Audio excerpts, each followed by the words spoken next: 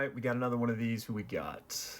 Oh, okay. So these four Titans enter a room. Who's surviving? And newsflash, it's not the room, okay? I want to see the room that this takes place in. But we've got a fully fed Galactus from Marvel, Spectre from DC, Unbound, Whis from Dragon Ball with no angel restrictions, and finally Simone the Digger from Gurren Lagann. And these are all just insane powerhouses, okay? So when we're dealing of power at this level, who wins is just going to be determined by whatever writer is handling them at the moment and the narrative, right? So I think we can just go ahead and get that out of the way. You could make an argument for any of them, to be honest, but personally, I'm going to wipe away this half of the board. And I know the Dragon Ball fans are already screaming because, yeah, Dragon Ball scaling is insane, but Whis is, at the end of the day, just like a combat guy that is insanely strong. Don't get me wrong, one of the strongest in the entire verse, but like, the ones on the right side of the screen here just have the insane hacks, okay? And yeah, a one-on-one fight where it's just like we're just going to be fighting with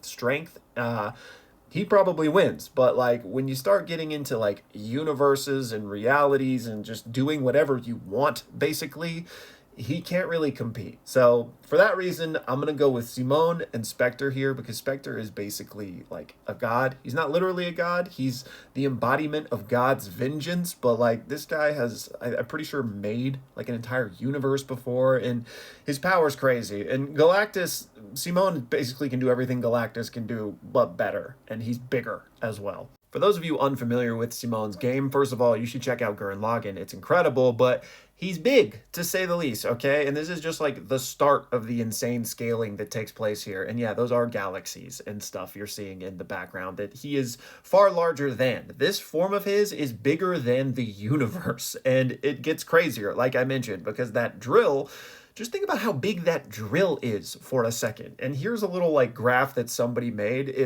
You can't even wrap your head around it. It's so ludicrous, right? And just take a look at this attack and like the power in it. So yeah, again, we've got, galaxies, everything is, being funneled into this attack. It's insane, the things that Simone is capable of at the end of the series. And honestly, I think I gotta go with Simone here if I'm gonna pick one of these, because again, while you can make an argument for all of them, we actually get to see him perform these astronomical feats. The other ones may have potential to do it as well, but like we see him tossing around universes in that fight. Again, just the things he is capable of when he reaches this point are ludicrous. There's no other way to describe it. And honestly, I think Zeno would have been a better DBZ representative, but y'all let me know your thoughts.